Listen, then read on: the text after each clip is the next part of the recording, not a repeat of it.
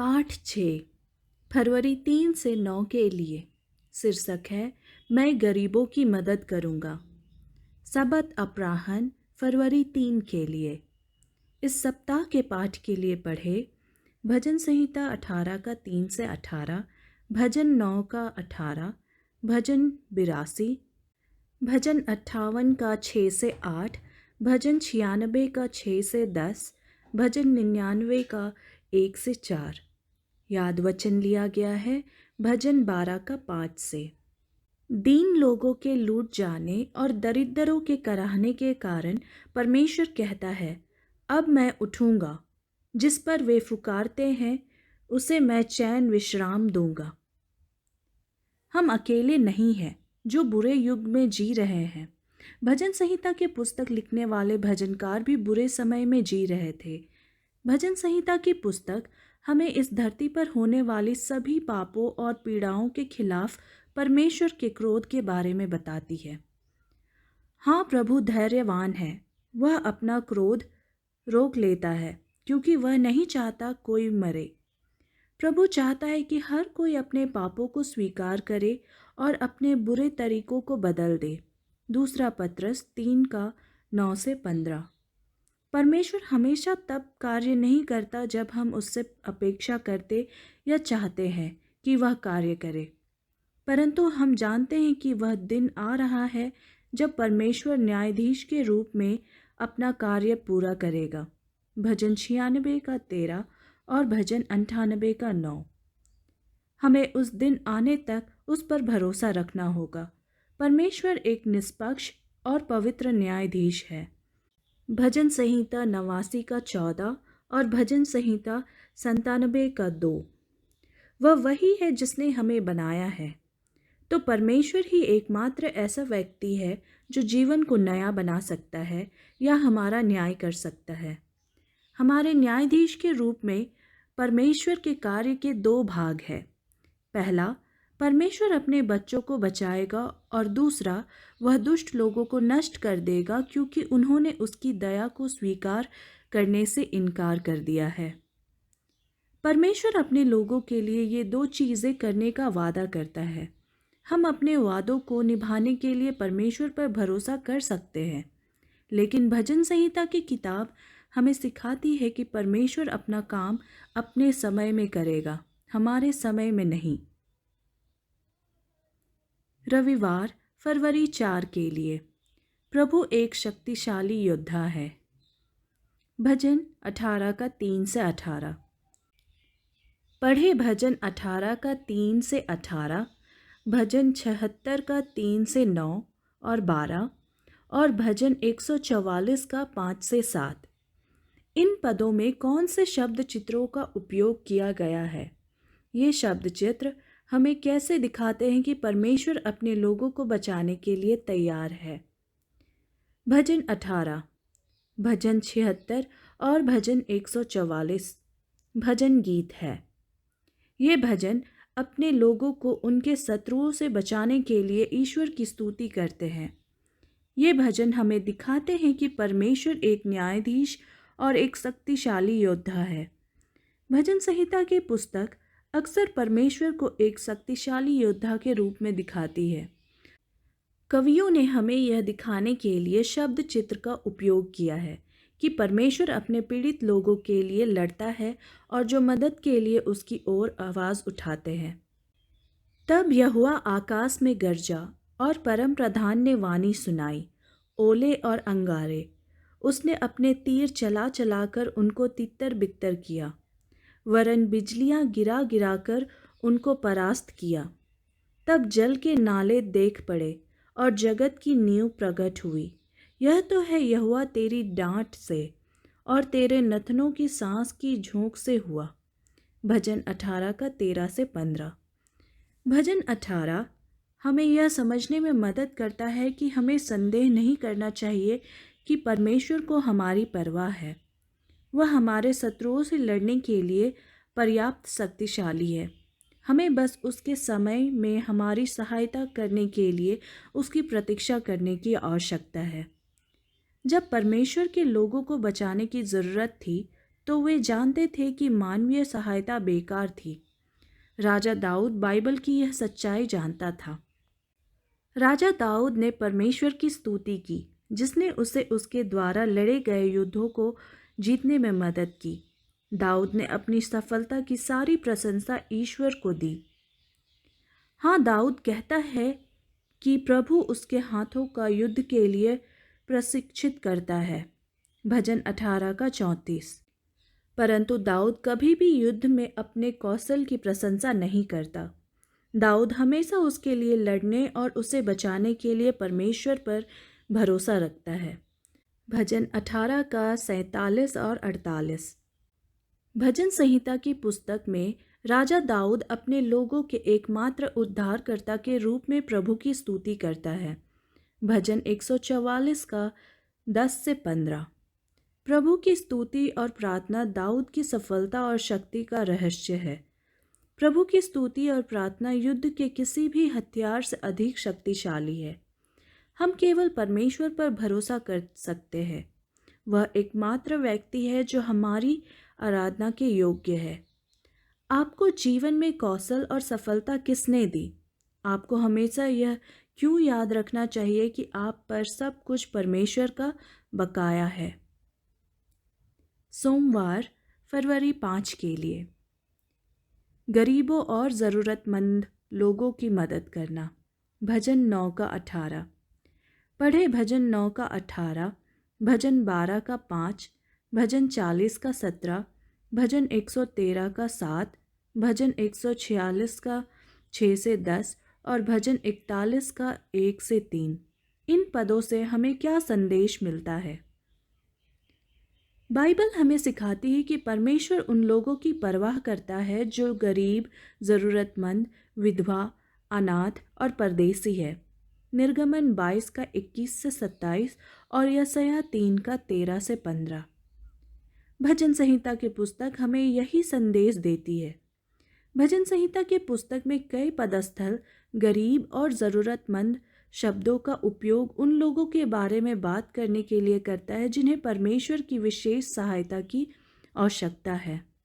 भजनकार यह दिखाने के लिए ऐसा करते हैं कि परमेश्वर हर जगह सभी लोगों की मदद करना चाहता है, ना कि केवल अपने चुने हुए लोगों की। गरीब और ज़रूरतमंद शब्द का अर्थ उन लोगों से अधिक है जिनके पास बहुत अधिक सामान या पैसा नहीं है। गरीब और ज़रूरतमंद हमें ऐसे लोगों को भी दिखाता है जो असहाय और सहज आहत हो जाते हैं। परमेश्वर गरीब और ज़रूरतमंद लोगों से बहुत प्रेम करता है। गरीब और ज़रूरतमंद शब्द हमें यह भी दिखाते हैं कि पीड़ित व्यक्ति बिल्कुल अकेला होता है। परमेश्वर ही एकमात्र ऐसा व्यक्ति है जो इस व्यक्ति की मदद कर सकता है। गरीब और ज़रूरतमंद का एक आध्यात्मिक अर्थ भी है। कवि इसका उपयोग ऐसे व्यक्ति के लिए करते हैं जो परमेश्वर और उसकी बाइबल सच्चाई से प्रेम करता है। यह व्यक्ति स्वयं पर नहीं बल्कि पूर्णतः परमेश्वर पर निर्भर रहता है। जब हम गरीबों और ज़रूरतमंदों की देखभाल करते हैं, भजन 41 का 1 से 3, तो हम परमेश्वर में अपना विश्वास दिखाते हैं। बाइबल के समय में जो लोग गरीबों और ज़रूरतमंदों को हानि पहुंचाते थे वे एक भयानक अपराध के दोषी होते थे। व्यवस्था विवरण 15 का 7 से 11। भजन संहिता की पुस्तक हमें गरीबों और ज़रूरतमंदों की मदद के लिए हर संभव प्रयास करना सिखाती है। हमें गरीबों को हानि पहुंचाने वाले किसी भी व्यक्ति के खिलाफ कड़ा रुख अपनाना चाहिए। भजन संहिता की पुस्तक दर्शाती है कि हम ज्ञान और सुरक्षा के लिए केवल परमेश्वर पर भरोसा कर सकते हैं। परमेश्वर के लोगों को मनुष्यों को बचाने और उनकी समस्याओं को हल करने के लिए अपना सारा विश्वास उन पर नहीं रखना चाहिए। इनमें से बहुत से लोग परमेश्वर या उसके तरीकों का पालन नहीं करते हैं। प्रभु यीशु इस धरती पर आया और एक गरीब मनुष्य के रूप में रहा। उसने अपने जीवन में दिखाया कि उसे गरीबों और ज़रूरतमंदों की परवाह है। यीशु हमें अमीर बनाने के लिए गरीब बन गया। 2 कुरिन्थियों 8 का 9। यीशु के धन में हमें पाप और पीड़ा से बचाना शामिल है।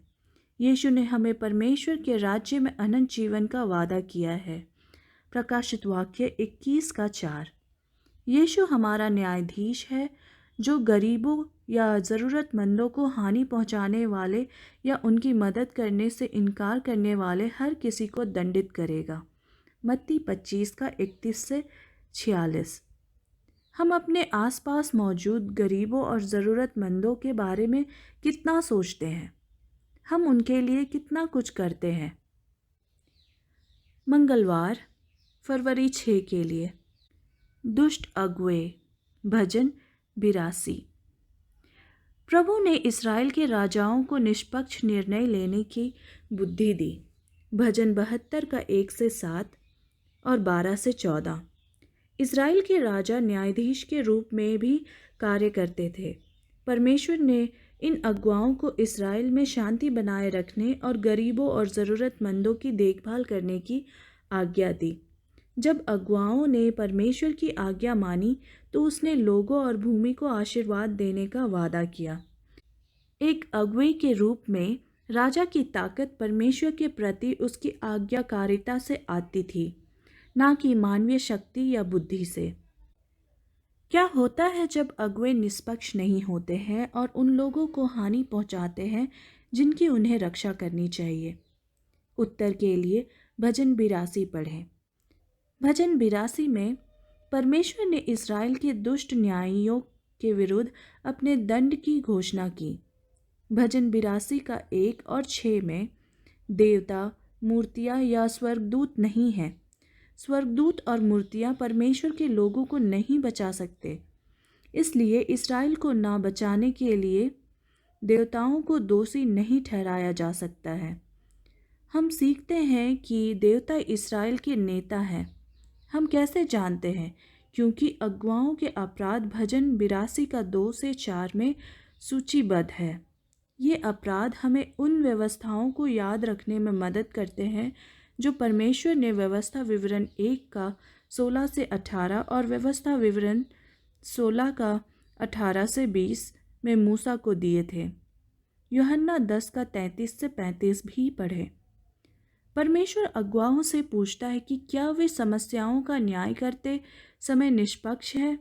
परमेश्वर जानता है कि अगुवे निष्पक्ष नहीं रहे हैं, इसलिए परमेश्वर उनकी सज़ा की घोषणा करता है। अगुवाओं को कोई समझ नहीं है। भजन 82 का 5, क्योंकि वे परमेश्वर की व्यवस्था का पालन करने से इनकार करते हैं। भजन 119 का 105।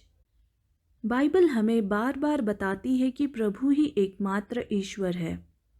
परमेश्वर इस पृथ्वी पर अपना नियंत्रण अपने द्वारा चुने गए मानवीय अगुवाओं के साथ साझा करता है। रोमियो 13 का 1। अक्सर ये अगुवे परमेश्वर के प्रति वफादार नहीं होते हैं। भजन 82 कुछ अगुवाओं के दिलों में व्याप्त बुराई को दर्शाता है। ये अगुवे ऐसे व्यवहार करते हैं मानो वे परमेश्वर हो जो अन्य लोगों से ऊपर हो। परमेश्वर ने इस्राएल के अगुवों को बुद्धि और शक्ति दी। परमेश्वर इन अगुवों को अपनी संतान का नाम दिया, परंतु परमेश्वर दुष्ट अगुवों को अस्वीकार करता है। परमेश्वर चाहता है कि दुष्ट अगुवे यह याद रखें कि वे हमेशा जीवित नहीं रहेंगे। उन्हें व्यवस्थाओं का पालन करना होगा जिनका लोग पालन करते हैं। ये नियम परमेश्वर के नियम हैं। प्रत्येक व्यक्ति को परमेश्वर की पवित्र व्यवस्था का पालन करना चाहिए। भजन 82 का 6-8। परमेश्वर मरे हुओं और जीवितों का न्याय करेगा। परमेश्वर के लोगों को भी परमेश्वर के सामने खड़ा होना चाहिए और अपने कार्यों और अपने व्यवहार को परमेश्वर को बताना चाहिए। अगुवाओं और लोगों को दोनों को वैसे ही जीना चाहिए जैसे यीशु उनका न्यायाधीश ने तब जिया था जब वह इस धरती पर था। यीशु ही एकमात्र ऐसा व्यक्ति है जो उन्हें बचा सकता है। क्या आप अगुवा है या किसी के बॉस? आप कितने निष्पक्ष हैं? बुधवार, फरवरी 7 के लिए हे प्रभु अपना क्रोध उंडेल। भजन 58 का 6 से 8। पढ़े भजन 58 का 6 से 8, भजन 69 का 22 से 28, भजन 83 का 9 से 17, भजन संहिता 94 का 1 और 2, और भजन 137 का 7 से 9। और फिर प्रश्नों के उत्तर दें। कवि किस बात से परेशान है?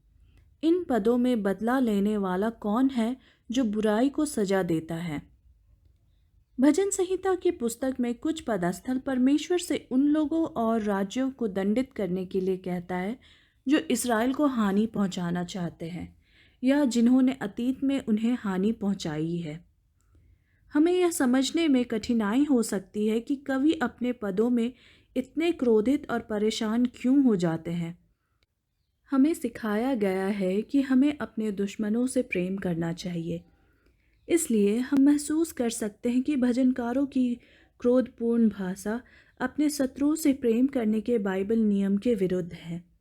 मत्ती 5 का 44। लेकिन बुराई के प्रति भजनकार का गुस्सा हमें दिखाता है कि उसके दिल में क्या है।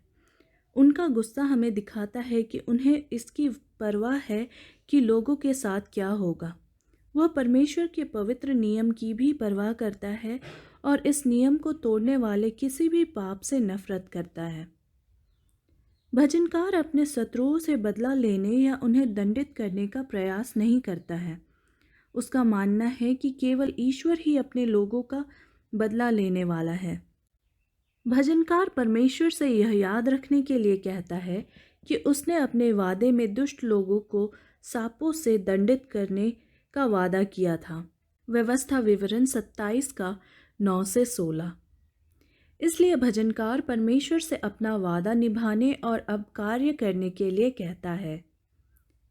हमें याद रखना चाहिए कि भजन संहिता की कविताएं प्रार्थनाएं हैं। साथ ही वे न्यायाधीश के रूप में परमेश्वर के भविष्य के कार्य के बारे में भी घोषणाएं हैं। भजन 137 चेतावनी देता है कि परमेश्वर बेबीलोन का न्याय करेगा। बेबीलोन ने कई लोगों और राज्यों पर हमला किया और बहुत पीड़ा पहुंचाई। परमेश्वर बेबीलोनियों को उस पीड़ा का एहसास कराएगा जो उन्होंने अन्य लोगों को पहुंचाई है। भजन संहिता की पुस्तक की कविताओं में दुष्ट लोगों के लिए परमेश्वर की ओर से कई चेतावनियां हैं। परमेश्वर हमेशा बुरे लोगों को वह करने की अनुमति नहीं देगा जो वे चाहते हैं। परमेश्वर उन्हें सजा देगा। जब परमेश्वर लोगों का न्याय करता है तो वह निष्पक्ष होता है, वह दया दिखाता है। उसी तरह परमेश्वर अपने बच्चों से उन लोगों के लिए प्रार्थना करने के लिए कहता है जिन्होंने उन्हें हानि पहुंचाई है। हमें परमेश्वर से प्रार्थना करनी चाहिए कि वह उन लोगों के दिल और जीवन को बदल दे जिन्होंने हमें हानि पहुंचाई है, ताकि वे उसकी सेवा कर सके। भजन संहिता 83 का 18 और यिर्मयाह 29 का 7। परमेश्वर वह सब जानता है जो उसके बच्चे सहते हैं। परमेश्वर को उसके अनुयायियों का जीवन बहुत प्रिय है। जब वे मृत्यु का सामना करते हैं तो वह परवाह करता है। भजन 116 का 15। चूंकि परमेश्वर बुरे लोगों का न्याय करेगा, इसलिए हमें सभी को पाप और बुराई के विरुद्ध चेतावनी देनी चाहिए। भजन संहिता के भजनकारों ने पीड़ितों को यह बताया कि परमेश्वर उनके सारे दर्द देखता है। परमेश्वर उनका बदला लेने वाला होगा। वह उन दुष्ट लोगों को दंडित करने का वादा करता है जो उसके बच्चों को हानि पहुंचाते हैं। बृहस्पतिवार फरवरी 8 के लिए हमारा न्यायी और उसका मंदिर। भजन 96 का 6 से 10। न्यायाधीश के रूप में परमेश्वर का कार्य कहाँ होता है? इस उत्तर का हमारे लिए क्या अर्थ है? स्वर्ग में परमेश्वर का मंदिर हमें यह समझने में कैसे मदद करता है कि परमेश्वर पाप और बुराई के समस्या को कैसे हल करेगा। पढ़े भजन 96 का 6 से 10, भजन 99 का 1 से 4, भजन 132 का 7 से 9 और 13 से 18। न्यायाधीश के रूप में परमेश्वर का कार्य स्वर्ग में मंदिर से जुड़ा हुआ है। मंदिर के बारे में बाइबल की सच्चाई ने भजन 73 के भजनकार को यह समझने में मदद की कि परमेश्वर पाप और बुराई की समस्या को कैसे हल करेगा। भजन 73 का 17 से 20। इस्राएल के महायाजक या आध्यात्मिक अगुवे के कपड़ों से पता चलता है कि परमेश्वर का मंदिर वह स्थान है जहां वह न्यायाधीश के रूप में अपना काम करेगा और पाप की समस्या का समाधान करेगा। गिनती 27 का 21, निर्गमन 28 का 15 और 28 से 30। भजन संहिता की कई कविताओं में परमेश्वर को स्वर्ग के मंदिर में सिंहासन पर बैठे हुए दिखाया गया है। वहाँ परमेश्वर मृतकों और जीवितों का उनके इस जीवन में किए गए हर काम के अनुसार न्याय करने के लिए तैयार है। परमेश्वर का मंदिर हमें हमारे पापों से बचाने की उसकी योजना को समझने में मदद करता है। बाइबल के समय में झूठे देवताओं की पूजा करने वाले लोगों का मानना था कि पाप एक ऐसी चीज़ है जिसे जादू से दूर किया जाना चाहिए। बाइबल हमें बताती है कि पाप परमेश्वर के नियम को तोड़ रहा है। परमेश्वर के पवित्र जीवन का अर्थ है कि वह हर उस चीज़ से प्यार करता है जो निष्पक्ष और स्वच्छ है। इसलिए परमेश्वर के लोगों को अपने हर काम में निष्पक्ष और पवित्र होना चाहिए। पवित्र होने के लिए परमेश्वर के लोगों को उसकी व्यवस्था का पालन करना चाहिए। व्यवस्था हमें परमेश्वर का पवित्र हृदय और जीवन दिखाती है। स्वर्ग में मंदिर वह स्थान है जहाँ परमेश्वर पापों को क्षमा करता है। वह हमें अपने मंदिर से नया और पवित्र भी बनाता है। साथ ही क्षमा करने वाला परमेश्वर अपने लोगों का बदला लेने वाला भी है। वह उन दुष्ट लोगों को दंड देता है जो अपने पापों को स्वीकार नहीं करते और उन्हें करना बंद नहीं करते। भजन 99 का 8। न्यायाधीश के रूप में प्रभु का कार्य सियोन पर्वत पर होता है। सियोन पर्वत परमेश्वर के पवित्र मंदिर का एक नाम है। न्यायाधीश के रूप में अपने कार्य में परमेश्वर अपने बच्चों को बचाएगा और दुष्ट लोगों को दंडित करेगा। भजन 132 का 13 से 18। परमेश्वर का मंदिर उसके लोगों को आशा देता है। मंदिर हमें परमेश्वर से न्यायाधीश के रूप में अपना कार्य करने की अपेक्षा करना सिखाता है।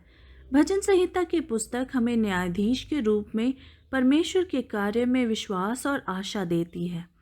भजन 96 का 13 और भजन 98 का 9। यीशु मसीह हमारा न्यायाधीश है जो स्वर्ग के मंदिर में हमें बचाने का काम करता है। प्रकाशित वाक्य 11 का 15 से 19। रोमियो 8 का 34 पढ़ें। यह पद हमें कैसे दिखाता है कि स्वर्ग के मंदिर में हमारे लिए यीशु का कार्य उसके लोगों के लिए अच्छी खबर है। शुक्रवार फरवरी 9 के लिए अतिरिक्त अध्ययन। Read Ellen G. White, The Beatitudes, pages 6 to 13 and 29 to 35, in Thoughts from the Mount of Blessings. यीशु ने कहा, लोग तुम्हारा अपमान करेंगे और तुम्हें हानि पहुंचाएंगे। वे झूठ बोलेंगे और तुम्हारे विषय में सब प्रकार की बुरी बातें कहेंगे, क्योंकि तुम मेरे पीछे हो लेते हो। लेकिन जब वे ऐसा करते हैं तो जान लो कि तुम बड़े आशीष के भागीदार हो। मत्ती 5 का 11। यीशु ने अपने चेलों से पुराने नियम में परमेश्वर के भविष्यवक्ताओं के शब्दों को याद रखने के लिए भी कहा। ये भविष्यवक्ता परमेश्वर के विशेष दूत थे। उन्होंने उन सभी शब्दों का प्रचार किया जो प्रभु ने उन्हें प्रचार करने के लिए कहा था। ये विशेष दूत यीशु के चेलों के लिए उदाहरण थे। बाइबल कहती है, भाइयों और बहनों, उन भविष्यवक्ताओं के उदाहरण का अनुसरण करो जिन्होंने प्रभु के लिए बात की थी। उन्होंने बहुत सी बुरी विपत्तियां उठाई परंतु उन्होंने धैर्य रखा। याकूब 5 का 10। आदम के सभी बच्चों में हाबिल पहला मसीही था। हाबिल को प्रभु में उसके विश्वास के कारण मार दिया गया। हानुक ने आज्ञाकारिता का जीवन जिया। उस समय लोग हानुक को नहीं समझते थे क्योंकि वह परमेश्वर के साथ चलता था। नूह के दिनों में लोग उसके विश्वास और भरोसा के लिए उसका मजाक उड़ाते थे। कई एक ठट्ठों में उड़ाए जाने और कोड़े खाने वरन बंधे जाने और कैद में पड़ने के द्वारा परखे गए। इब्रानियों 11:36। ऐसी स्त्रियां थीं जिन्होंने अपने प्रियजनों को खो दिया था, लेकिन जब उन्हें मृत्यु से उठाया गया यानी जीवन में वापस लाया गया तो उन्होंने उन्हें वापस पा लिया। दूसरों पर अत्याचार किया गया, लेकिन उन्होंने अपनी स्वतंत्रता को स्वीकार करने से इनकार कर दिया। उन्होंने यानी परमेश्वर के बच्चों ने ऐसा किया, स्वतंत्रता से इनकार कर दिया ताकि उन्हें मृत्यु से उठाकर बेहतर जीवन दिया जा सके। इब्रानियों 11:35। Ellen G White, thoughts from the mount of blessing, priest 33। चर्चागत प्रश्न। पहला, जब हम अपने चारों ओर बुराई होते देखते हैं तो हमें आश्चर्य हो सकता है, क्या प्रभु वास्तव में नियंत्रण में है? ऐसे समय में जब हमारे विश्वास की परीक्षा हो रही है, हम प्रभु में कैसे मजबूत रह सकते हैं? परमेश्वर के प्रेम और शक्ति में अपना विश्वास मजबूत बनाए रखने के लिए हमें क्या करना चाहिए? क्रूस हमें परमेश्वर के प्रेम और शक्ति के बारे में क्या सिखाता है? दूसरा, हमेशा निष्पक्ष निर्णय लेने या हमारे आसपास दिखाई देने वाली समस्याओं को हल करने के लिए अगुवाओं, सरकारों या विशेष समूहों पर निर्भर रहना या उन पर भरोसा नहीं करना क्यों महत्वपूर्ण है? हमें केवल परमेश्वर के वचन, बाइबल और हमारे न्यायाधीश के रूप में उसके कार्य पर ही भरोसा क्यों करना चाहिए? धन्यवाद। परमेश्वर आपको आशीष दे।